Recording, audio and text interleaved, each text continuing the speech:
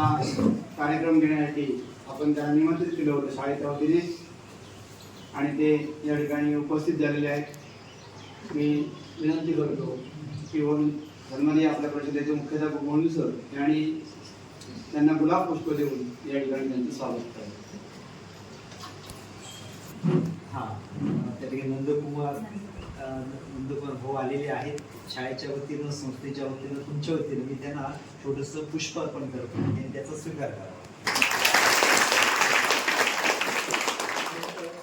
ब्रह्मकुमारी विश्वविद्यालयाच्या सुवर्णाताई गीताताई इथं आलेले आहेत, त्यांचे मी शाळेच्या वतीनं स्वागत करतो।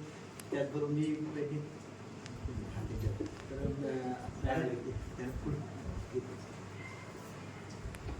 गीताताई आहेत। त्याचबरोबर त्यांच्यासोबत सुवर्णाताई सुद्धा आलेले आहेत, त्यांचं आपण आल्यानंतर स्वागत करू। ते येतील आपण बसून। धन्यवाद। जानवलीमध्ये सुद्धा त्या ठिकाणी माझं गाव आहे, त्या गावामध्ये सुद्धा मुख्य त्यांचं त्या ठिकाणी ठिकाण आहे। खरं तर आजच्या या जीवनामध्ये आपल्या विद्यार्थ्यांना काही आध्यात्मिक गोष्टीची ही गरज आहे आणि विद्यार्थ्यांमध्ये अभ्यास करत असताना महत्त्वाचा भाग शिक्षण हे आहे आणि त्याचबरोबर काही मनशांतीसाठी आपण त्यांच्याकडून काही प्रात्यक्षिक आज शिकणार आहोत। मी सन्माननीय मुख्याध्यापक गोंडू सर यांना विनंती करतो की त्यांच्या परिचय त्याचबरोबर थोडंसं त्यांनी आपलं मनोगत त्या ठिकाणी व्यक्त करावं। धन्यवाद। त्या ठिकाणी आपण त्यांचं पुष्पी स्वागत केलंच आहे ना, आपल्याला शेजारचंच गाव राठीडे गाव ना, तुम्ही त्यांना बघितलं असाल, त्या भाऊनंतर बघितलाच असतात ना, ते त्यांचं खूप मोठं कार्य आहे, आपल्याला माहिती सुद्धा नसेल एवढं मोठं कार्य आपल्या भारतात नव्हे तर भारताबाहेर सुद्धा कार्य चालतं। आणि मुख्य उद्देश त्यांचा हाच आहे की माणसाला मनशांती किंवा माणसाला सौख्य लाभलं पाहिजे। आपण सर्व माणूस जात पृथ्वीचे एकच आहोत ना, आता योग दिनामध्ये तेच आहे ना, एक पृथ्वी एक आरोग्य, पृथ्वीवरचं सगळ्यांचं आरोग्य राहिलं पाहिजे। पृथ्वी एकच आहे ना, की अनेक आहे, देश अनेक आहेत असू देत, पण पृथ्वी तरी एकच आहे ना, आपल्या पृथ्वीतले माणसं सारखीच आहेत ना, तसं तर त्यांचं एक प्रत्येकाचं एक काम आहे। त्या पृथ्वीवरती लोक येतो त्यावेळी त्या ठिकाणी आपलं कर्म घेऊन येतात, तशी माणसं ना एक त्यांचं काय कार्य आहे की त्या कार्यातून आपल्याला दुसऱ्याला नाही, आधी आपल्याकडे दुसऱ्याला तसं नाही, ते आधी आपल्याला आनंद घेतात ते लोक। आपल्याला आनंद घेत असताना मला आनंद येतो, तुम्हाला का नाही मिळाला पाहिजे, ही त्यांची भावना आहे। लक्षात ना, तीच भावना व्यक्त करण्यासाठी ती आज योग दिनाच्या निमित्ताने आलेली आहे। ते तुम्हाला चांगल्या गोष्टी काही शिकवते, शिकवण्यापेक्षा सांगते, मार्गदर्शन शिकवणं वेगळंच आहे, मार्गदर्शन असतं त्यांचं। किती उचलावं किती घ्यावं ते आपल्यावरती अवलंबून आहे ना। त्यांच्या चेहऱ्यावरती तुम्ही बघा, ही माणसं साधक असतात ना किंवा ऋषीमुनी वगैरे आपल्या भारतातले, किती हो ना तेज असतं त्यांच्या चेहऱ्यावर, कारण तेच आहे की ते तेजस्वी का बनले, तर त्यांनी आपल्याला बनवलं तेजस्वी, हो ना। त्याच्यासाठी काहीतरी कृत्य आहेत, त्याच्यासाठी खूप साधनं आहेत, तप असतं आपल्याला, त्या 12 वर्ष तप करायला लागतात, 12 वर्ष तप असतं त्या ऋषीने अरण्यामध्ये जाऊन केलं त्यावेळी। आता आपल्याला ते करायचं नाही, आपल्या घरामध्ये राहूनच सगळ्या गोष्टी करायच्या आहेत ना, आणि वैयक्तिकच करायच्या आपल्याला, म्हणून त्याच्यासाठी तिथं आलेले आहेत। 2 दिवसात त्याने फोन केला मला, त्या नेहमी फोन करतात दरवर्षी, सर मॅडम येतो, मॅडम सांगायचे सर येऊ का मला, तर आम्हाला व्यस्त कार्यक्रमामध्ये तेवढं त्यांना तुम्हाला बोलवता येत नाही, याची आम्हाला खंत सगळ्या शिक्षकांना आहेत। एक वर्ष आला होता ना मॅडम, आम्ही बोलवतो ना, एकदा आलेलं आमच्याकडे या शाळेमध्ये कार्यक्रम झालेला होता, पण कसं होतं ते आम्हाला तेवढं ते आमच्या व्यस्त कार्यक्रमामध्ये शेड्यूलमध्ये जमत होतं। मला योगा डे निमित्तानं त्या ठिकाणी तुम्ही ते आलेले आहात, आम्हाला संधी मिळाली येण्याची, तर या ठिकाणी विनंती करतो त्यांना की आणि इथं मगाशी सुवर्ण हो ना, किती सुवर्णाताईंचं स्वागत नाही होतो, मी मॅडम भेटेप्रमाणे विनंती करतो की त्यांनी तिथे सुवर्णाताईंना फुल देऊन त्यांचं शाळेतर्फे स्वागत करावं।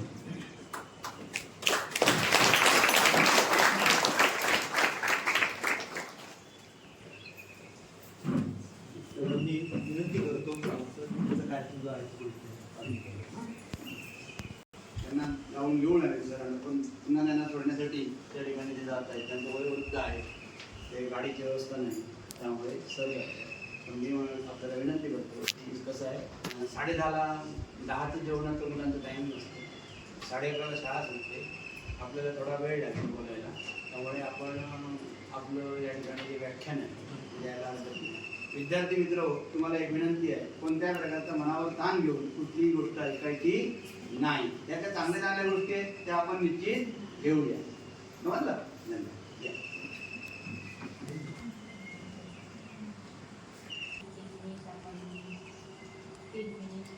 त्यांची गणना करूया.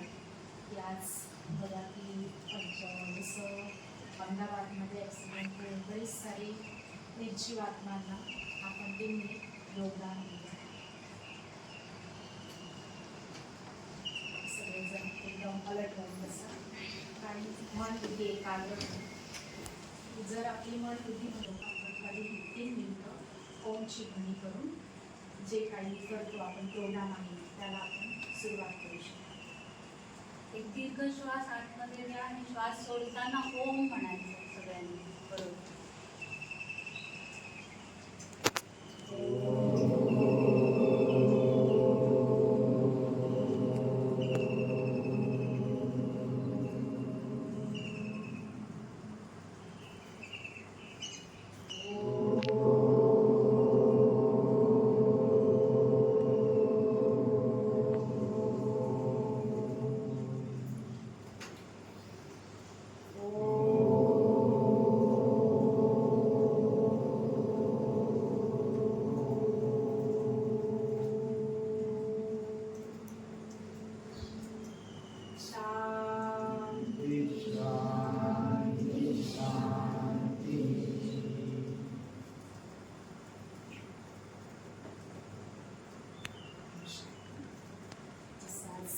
आमच्या विद्यालयाचं जसं तुमच्या स्कूलचं नाव आहे तसं आमच्या विद्यालयाचं नाव ही प्रजापिता ब्रह्माकुमारी ईश्वरी विद्यालय आणि ते आध्यात्मिक नॉलेज दिलं जातं. जसं आज आपल्याला बघा की तुम्हा सगळ्यांना नॉलेज आहे की पुस्तकी नॉलेज पुस्तकातलं हे ज्ञान आहे तेवढा होतं, परंतु परमात्मा जे हे आपल्याला ज्ञान देत आहे ती जे आहे ते अविरत ज्ञान आहे, ते आपल्या साथ जाणं आहे. असं परमात्मा आपल्याला एवढे ज्ञान देत आहे.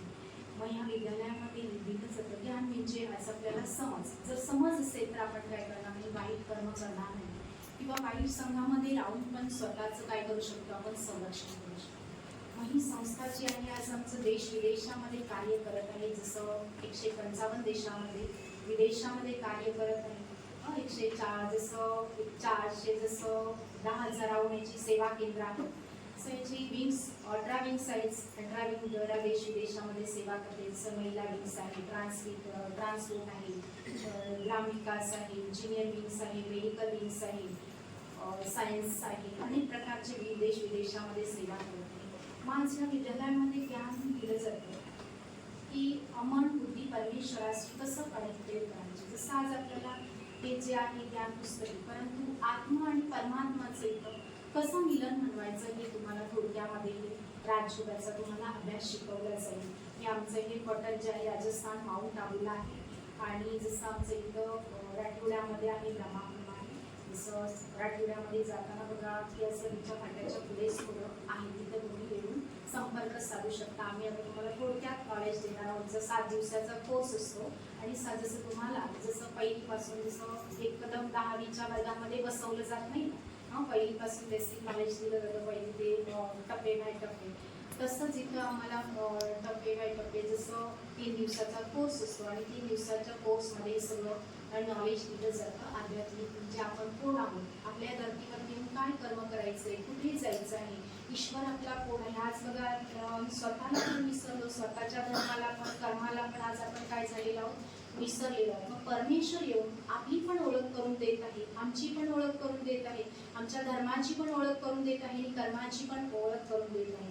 जर आपल्याला कर्माची फिलॉसॉफी माहीत असेल तर आपण काय करणार नाही, वाईट कर्म करणार नाही. मग परमेश्वर सांगत आहे की भले तुम्हाला वाईट जरी कर्म करत असाल तरी तुम्ही मला सांगितलात तर ते हिसाब किताब तुमचं काय होऊ शकतो, चुकतं होऊ शकतो. मग परमेश्वर आपल्याला ह्या राजयोगाच्या मेडिटेशनच्या द्वारे शिकवलं जातं आणि हे विनामूल्य आहे, कशाचं बंधन नाही. छोटे बुजुर्ग जवान सगळे एक समान परमात्मा ज्ञान देत आहे. आणि जसं आज बघा आज आपल्याला जसं इथं स्कूलमध्ये कॉलेजमध्ये कुठे फी जर जायचं असेल शिकायचं असेल तर डोनेशन भरावं लागतं, परंतु परमेश्वराने असं आध्यात्मिक कॉलेज खोलेलं आहे की याच्यामध्ये कशाचं बंधन नाही, ना जातीचं बंधन, वयाचं बंधन, एज्युकेशनचं बंधन, ना तुमचं डोनेशन फी घेतली, फी ॲज कॉस्ट आहे. परंतु आज लोकांना काय नाही, टाईम नाही. मग परमेश्वर सांगत आहे हा संगम युगाचा हा जो टाईम चाललेला आहे, हा टाईम आपल्यासाठी एकदम व्हॅल्युबल आहे, वंडरफुल आहे. कारण आज काळाचा समयानुसार ह्या तुम्हाला आध्यात्मिक नॉलेजची पण सगळ्यांना काय आहे, म्हणजे जसं पुस्तकी नॉलेज आहे तुमचं, स्कूलचं नॉलेज आहे, त्याच्यावर ह्या पण काळाची काही काळानुसार ह्या तुम्हाला नॉलेजची गरज आहे. मग तुम्हाला गीता बेंची थोडक्यात मेडिटेशन कसं करायचं, परमेश्वराशी कसं कनेक्टेड व्हायचं हे तुम्हाला थोडक्यात सांगते.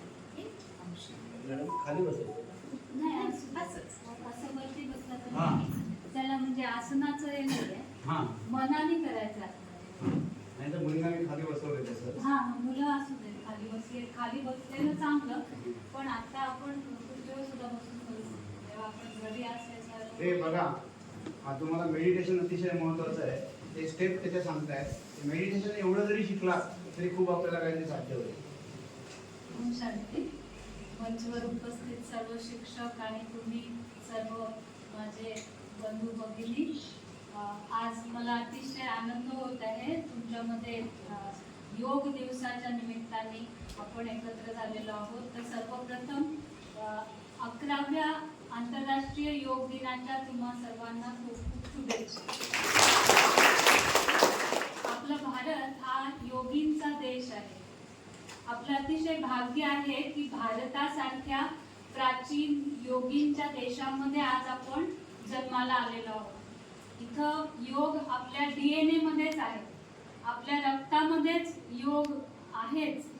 पण परत एकदा ती योगाची स्मृती जागृत करण्याकरता इथे स्वतः परमात्मा जो योगेश्वर आहे तो अवतरित झालेला आहे.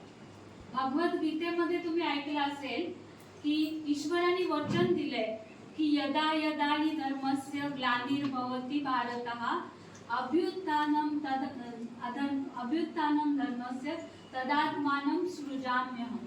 की ज्या ज्या वेळेला भारतामध्ये धर्माची ग्लानी होईल त्या वेळेला परत एकदा धर्माची स्थापना करण्याकरता आणि अधर्माचा विनाश करण्याकरता मी या सृष्टीमध्ये येतो. आणि योगींचा पण, भारत हा योगींचा देश आहे, पण योगींचा पण उद्धार करण्यासाठी तो म्हणतो की मला यावं लागतं. आणि आज ती घडी आलेली आहे जी या सृष्टीची अंतिम घडी आहे आणि ज्याच्यामध्ये आपल्याला योग शिकण्याशिवाय पर्याय नाही. आज आपण बघत आहोत की सृष्टी विनाशाकडे चाललेली आहे. तिसरं विश्वयुद्ध जवळ येऊन ठेपलेलं आहे. अनेक नैसर्गिक आपत्ती येत आहेत. आणखी लोक आपापसामध्ये अनेक कारणांनी झगडत आहेत. सिव्हिल वॉर्स चाललेली आहेत. तर अशा वेळेला जो योगी अर्थात स्थिर बुद्धी असेल, एकाग्र चित्त असेल, अर्थात ज्याने आंतरिक शक्ती आपली वाढवलेली असेल, कारण बाकीच्या बाहेरच्या गोष्टींना आपण काही करू शकत नाही ना. जे काही होणार आहे ते होणारच आहे. जसं पाऊस येणार पावसाळ्यामध्ये हे पक्का आहे. आपण फक्त काय करू शकतो, घराची डागडुजी करतो, शेतीची मशागत करतो, रेनकोट घालतो किंवा छत्री घेतो. तसंच आता येणाऱ्या सृष्टीच्या परिवर्तन काळामध्ये आपण आपल्याला आंतरिक बदललं पाहिजे. बाह्य सगळी साधनं आपल्याकडे आहेत, पण आता लवकरच आपण त्या दिशेने वाटचाल करत आहोत की ही सगळी बाह्य साधनं चालेनाशी होती. जेव्हा एखाद्या ठिकाणी बॉम्ब पडला, लाईटच गेली, मग मोबाईल, इंटरनेट काहीही चालणार नाही. त्यावेळेला आज जसं आपण इंटरनेटच्या द्वारे वायरलेस कनेक्शन करतो, त्यावेळेला आपल्या मन बुद्धीच्या आधारे पूर्वीच्या काळी जे योगी होते ते कसं वायरलेस एकमेकांना संदेश, तुम्हाला माहीत असेल. मी तुम्हाला विचारू इच्छिते की तुम्हाला आपल्या भारतातल्या काही योगींची नावं सांगता येतील का? आपला भारत हा असा महान देश आहे आणि आपल्या गावागावामध्ये पण योगी असतात. कोण मला सांगेल? हात वर करा. ऋषी मुनी योगींचं नाव, एखाद दोन योगींचं नाव तुम्हाला सांगता येईल का? हिरो हिरोईन्सची नावं तर सगळ्यांना पाठ असते है ना. पण आपला भारत महान देशामध्ये जे महान योगी होऊन गेले, हा सांग. रामदेव बाबा. आताच्या काळात रामदेव बाबा हे योगी आहेत की ज्यांनी आपल्याला फिजिकल योगा शिकवलेला आहे. आणि एखाद दुसरं नाव सांगा. लाजू नका, घाबरू नका. आपल्या देशामध्ये अनेक संत ज्ञानेश्वर, तुकाराम, सोपान, मुक्ताबाई, आपले स्वामी विवेकानंद, रामकृष्ण परमहंस, हे असे अनेक योगी, महाअवतार बाबाजी, असे अनेक योगी ज्यांची नावच घेतली तर म्हणजे हा तास असाच निघून जाईल. तर अशा योगींचंही आजच्या दिवशी आपण स्मरण केलं पाहिजे की हे असे योगी आपल्या समाजामध्ये होते म्हणून आपला हा समाज आतापर्यंत चालत राहिला. हे जर योगी नसते आणि त्यांनी आपल्या पवित्रतेच्या द्वारे, आपल्या सद्गुणांच्या द्वारे समाजामध्ये जागृती केली नसती, वेळोवेळी समाजाला ठीक केलं नसतं, तर हा समाज फार पूर्वीच लयाला गेला असता. तर अशा योगींच्या सारखं आपल्यालाही योग म्हणजे काय, तर योग म्हणजे सहज शब्दात सांगायचं तर याद है ना, मनापासून, मन बुद्धीनी स्वतःला आत्मा समजून परमात्म्याची केलेली आठवण म्हणजेच राजयोग. अनेक प्रकारचा योग भारतामध्ये शिकवला जातो. भक्ती योग आहे, हठयोग आहे. हठयोगामध्ये सुद्धा अनेक प्रकार आहेत. पण ह्या विश्वविद्यालयामध्ये जे म्हटलं की परमात्मा जो योगेश्वर या स्वतः भूतलावरती येऊन आपल्या सर्वांना योग शिकवत आहे, तो आहे सहज राजयोग. त्याच्यासाठी कुठे जंगलामध्ये जायची गरज नाही, एका पायावर उभी राहायची गरज नाही. पण ही योग म्हणजे याद आहे. स्वतःच्या पित्याला आठवण जेव्हा आपण करतो, आई वडिलांना आठवण करतो, तेव्हा आपल्याला काही त्यांचं नाव घेऊन त्यांचा जप करावा लागत नाही ना. पित्याचं नाव जर समजा दशरथ असेल तर दशरथ दशरथ दशरथ असं म्हणावं लागत नाही. पण वडील म्हटलं कीच आपल्या डोळ्यासमोर त्यांचं नाव, रूप, गुण, त्यांनी आपल्याला दिलेली पालना, त्यांचा जो काही वारसा आहे तो सगळं आपल्याला आठवतं. तसंच ईश्वराची आठवण करण्यासाठी पहिलं तुम्हाला थोडक्यात सांगते. आमच्या इथे 7 दिवस राजयोगाचा कोर्स केला जातो, ज्याच्यामध्ये आम्ही राजयोग शिकवतो. पहिल्या लेसन मध्ये स्वतःचा परिचय करून दिला जातो. कारण आज मी तुम्हाला विचारलं तर तुम्ही सगळं मला परिचय जो सांगणार तो या शरीराचा सांगणार. पण हे शरीर जेव्हा म्हणजे माणसाचा मृत्यू होतो तेव्हा ती बॉडी तिथेच पडलेली असते, पण आपण म्हणतो की तो आता गेला, आमच्यामध्ये नाही ना. तर तो कोण होता ज्याला आपण जीव, आत्मा, प्राण असं म्हणतो, तर ती आहे एक चैतन्य शक्ती. जसं आकाशामध्ये तारे चमकतात तसा एक चमकणारा चैतन्य सितारा, जो ह्या शरीरामध्ये हे जे सर्वोच्च स्थान आहे भ्रुकुटीच्या मस्तकाच्या मध्यभागी, जिथे आपण तिलक लावतो ना. मंदिरामध्ये गेलो तर पहिल्यांदा इथे तिलक लावतो, मग देवाच्या पाया पडतो. का लावायचा, तर आपण म्हणतो की आम्हाला सांगितलं मोठ्यांनी म्हणून आम्ही लावतो. तर आता आपल्याला ईश्वर सांगतो की इथे राहणारी जी आत्मा आहे, जे आपण दिवसभर मी मी म्हणतो, मी हात असं म्हणतो का, मी पाय म्हणतो का, डोकं दुखलं तर मी डोकं दुखतंय म्हणत नाही, माझं डोकं दुखतंय, म्हणजे मी वेगळी आहे या शरीरापासून. शरीर एक कार आहे आणि आत्मा त्याला चालवणारी ड्रायव्हर आहे. ड्रायव्हर जसं आपल्या ड्रायव्हिंग सीटवरच बसतो, कारण सगळी चालवण्याची साधनं तिथे असतात, तसंच आत्म्याची मुख्य पंचेंद्रिय इथे आहेत. डोळा, कान, नाक सगळे इथे आहेत. आणि त्याहून मुख्य मेंदूला चालवणारी जी मास्टर ग्लँड, पिट्युटरी ग्लँड आहे, ती इथे आहे. आणि त्याला चालवणारी आत्मा ती इथे राहते, जी मन, बुद्धी आणि संस्कार सहित आहे. तर योग म्हणजे काय, तर मन बुद्धीच्या 2 तारा परमात्म्याच्या आठवणीमध्ये एकाग्र करायचं. जसं मोबाईलची बॅटरी संपली की आपण त्या 2 तारा प्लग मध्ये पॉवर हाऊसशी जोडतो आणि मोबाईल मध्ये चार्ज येऊ लागतो. आपण शरीराला 3 टाइम भोजन देतो, पण शरीराचा चालक जो आत्मा आहे त्याला मात्र कधी भोजन देत नाही. तर योग हे आत्म्याचं भोजन आहे. योग म्हणजे सहज शब्दात काय, तर आपल्या विचारांना परिवर्तन करणं, नकारात्मक मधून सकारात्मकतेकडे नेणं, व्यर्थ मधून समर्थ विचार करणं ना. तर म्हणून आपल्याला विशिष्ट आसनामध्ये बसण्याची गरज नाही किंवा नुसतं बसण्याची गरज नाही. चालता फिरता कधीही आपण योग करू शकतो, कारण आपल्याला फक्त आपले विचार बदलायचे.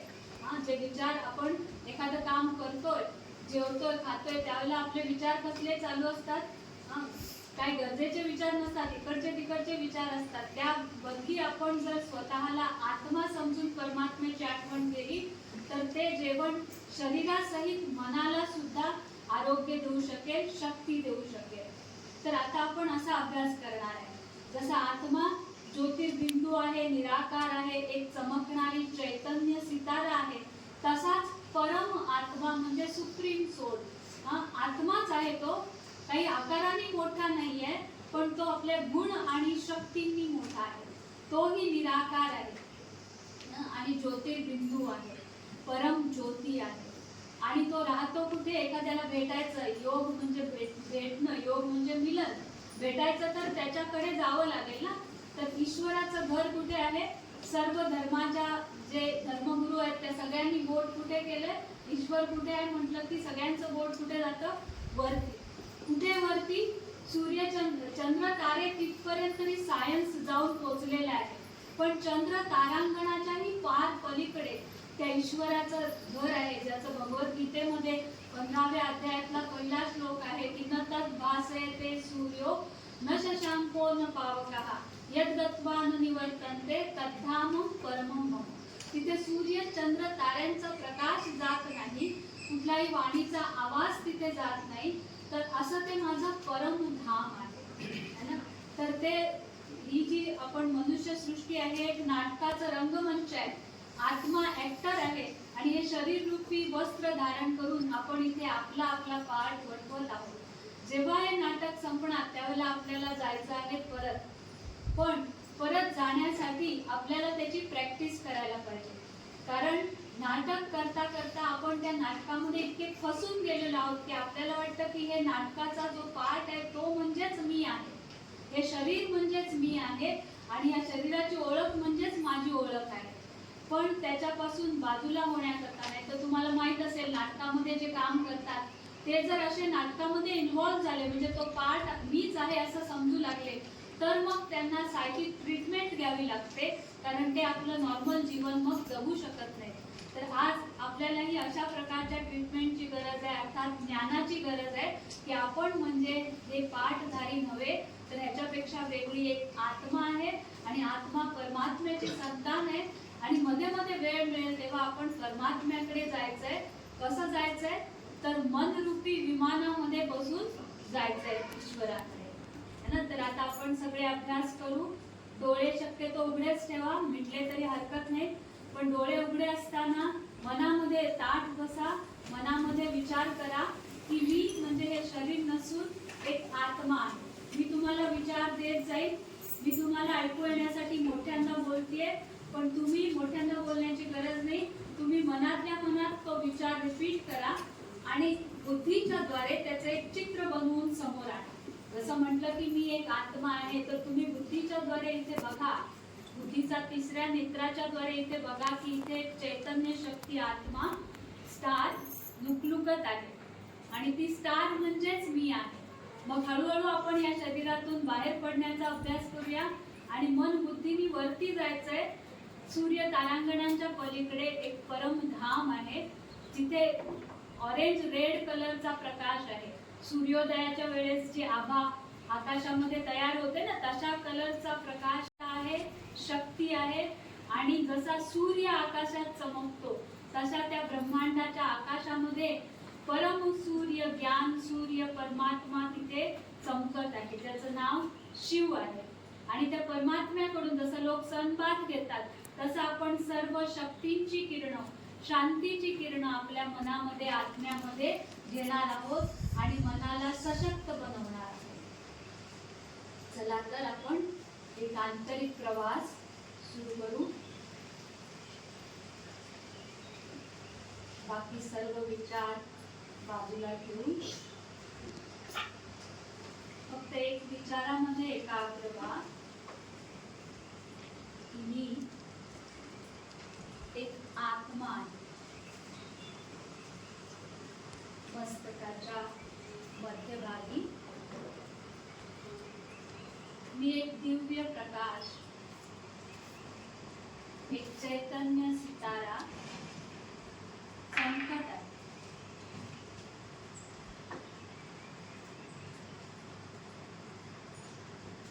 शरीराच्या हात पाय कान नाक या इंद्रियांप्रमाणे मी मन बुद्धी संस्कार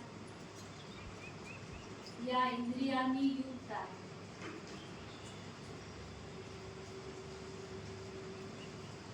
मनाद्वारे विचार करते, बुद्धीद्वारे निर्णय घेते आणि मी आत्मा या शरीराचा मालक, या शरीराला चालवत असते.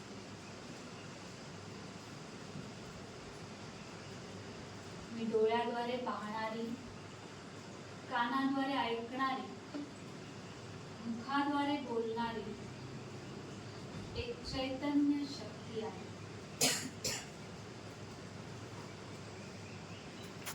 मी आत्मा शांत स्वरूप, शक्ती स्वरूप,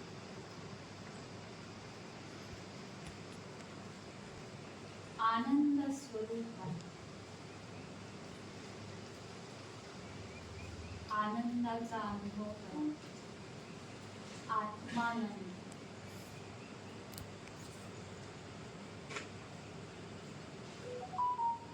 मी सुख स्वरूप आहे. प्रेम स्वरूप आहे.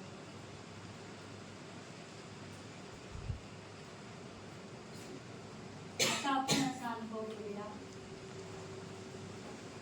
की मी चैतन्य शक्ती आत्मा या शरीरातून बाहेर पडत आहे.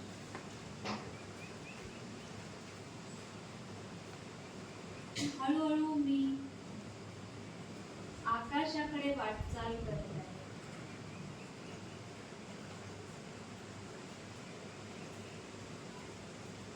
सूर्य चंद्र तारांगणांच्याही पलीकडे मन आणि बुद्धीद्वारे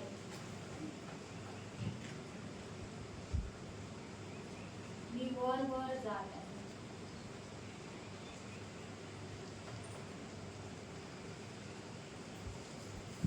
आता मी माझ्या खऱ्या घरामध्ये प्रवेश करत आहे.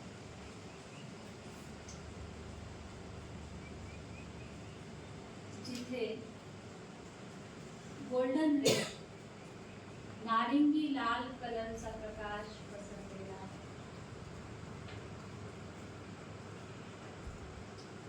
प्रचंड शांतता इथे आहे.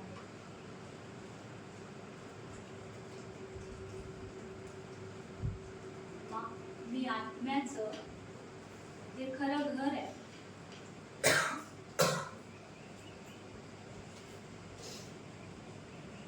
माझा माता पिता परमपिता परमात्मा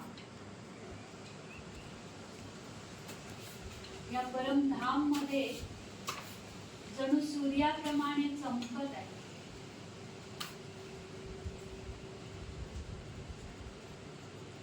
त्या ज्ञान सूर्य परमात्म्याकडून माझ्याकडे ज्योतिमय किरण येत आहे. ईश्वर शांतीचा सागर आहे आणि शांतीची किरण माझ्यावरती पडत आहे.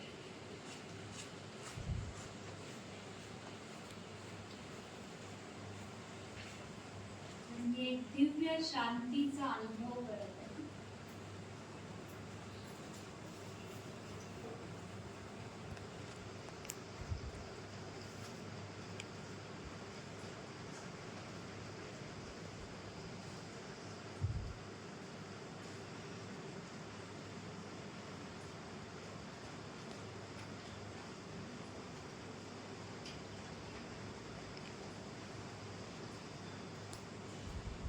ईश्वर जो सर्व शक्तिमान आहे, थोडा वेळ अनुभव करा. किरण ईश्वराकडून माझ्यावर पडत आहेत आणि त्या लाल प्रकाशाने मी आत्मा सुद्धा लाल होऊन जात आहे, शक्तिशाली बनत आहे.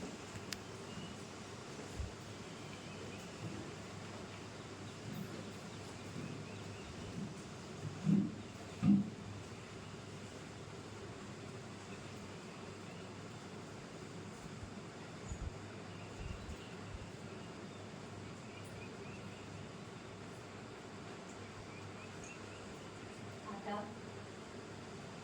परमात्मा जो प्रेमाचा सागर आहे,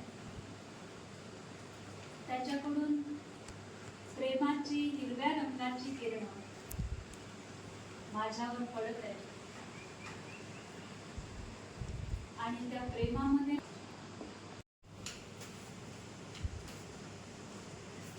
मी आत्मा आता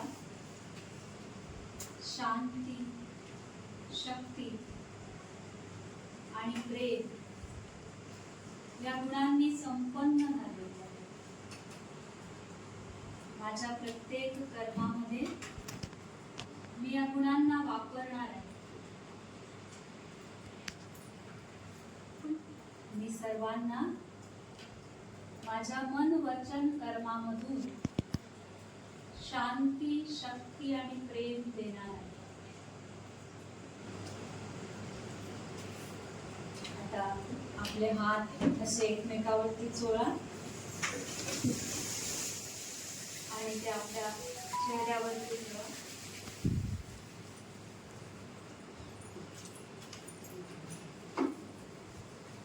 आता आपण थोडक्यात एक मानसिक ड्रिल केलं. फिजिकल ड्रिल आपण शिकलेलो आहोत, पण हे मनाचं ड्रिल की मनाने वरती जाणं आणि खाली येणं.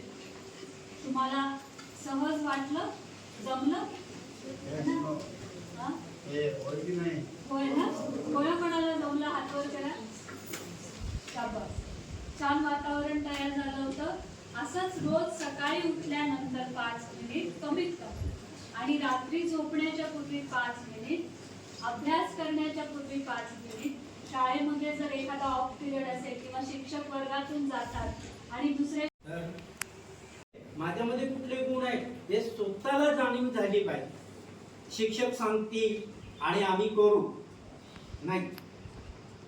शिक्षक तर सांगणारच आहे, पण शिक्षकांच्या पूर्वी माझ्यामध्ये काय क्षमता आहे, माझ्यामध्ये काय गुण आहे, माझ्यामध्ये काय शक्ती आहे, त्याची जाणीव कोण करून देणार?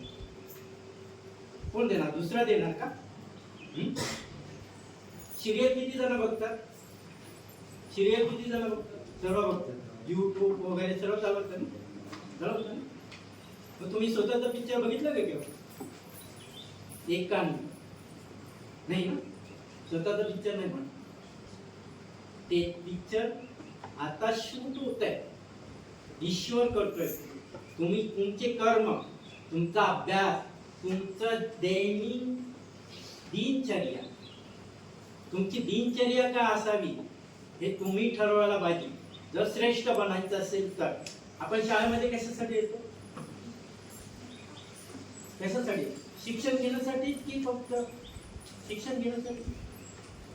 बाकी काय शिकतो नाही? शिकतो ना?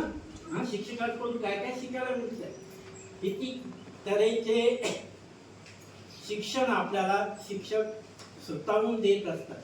सांगावं लागतं का तुम्हाला? नाही, स्वतःहून देतात. मग त्यांचे किती श्रून आहेत आपल्याला, ते आपण कळतो का? ते कसे भेटत? तुम्ही जेवढा अभ्यास करा, जेवढे गुण मिळवा, तेवढं नाव शिकवणाऱ्या शिक्षकांचं होतं ना? होणार की नाही? हा, ती परतफेड करण्यासाठी तरी त्या शिक्षकांचं जे काही मेहनत करतात, ते काही आपल्याला वाटत आहे ते आपल्या बुद्धीमध्ये राहण्यासाठी, आपल्या बुद्धीमध्ये. आता आपण म्हणजे कोण? तर मी आत्मा. तर ह्या आत्मामध्ये मन आणि बुद्धी आहे.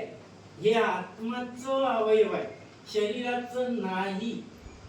तर तुम्ही स्वतःला आत्मा समजलं आणि तुम्हाला शिकवणारे शिक्षक आहेत, त्यांना पण काय समजायचं? परमात्मा. मला कोण शिकवतोय? समोर शिक्षकांना काय समजायचं? परमात्मा. मी आत्मा, परमात्मा. मनपूर्वक अभिनंदन. धन्यवाद. ओम शांती.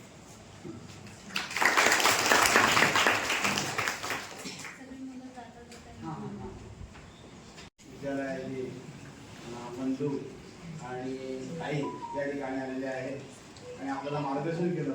विद्यार्थी मित्र, सर्वात महत्त्वाचं मेडिटेशन्स हे काय असतं ते आपल्याला प्रात्यक्षिक असं शिकता आलं. खरं तर बौद्धिक, शारीरिक आणि आध्यात्मिक अशा प्रकारचा आजचा हा दिवस या ठिकाणी होता. मी आपल्याला एक प्रार्थना सांगणार आहे.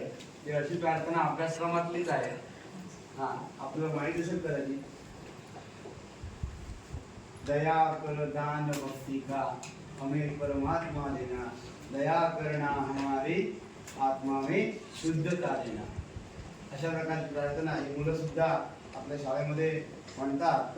त्यानंतर आपण या ठिकाणी ओम शांतीचा उल्लेख केला. ही प्रार्थना मुलं म्हणतात. हात जोडा. सर्वे सुखी न संतु, सर्वे सन्तु निरामया, सर्वे भद्राणि पश्यन्तु, या कच्चित् दुःखमान् मनुष्यात्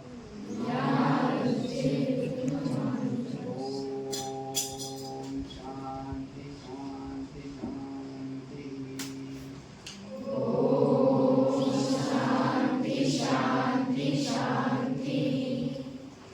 प्रशालेच्या वतीने आजच्या या कार्यक्रमाला लाभलेल्या मी अतिथींचं या ठिकाणी मी आभार व्यक्त करतो आणि आजचा कार्यक्रम या ठिकाणी संपला असं जाहीर करतो. विद्यार्थ्यांनी जेवणासाठी जायचं आहे.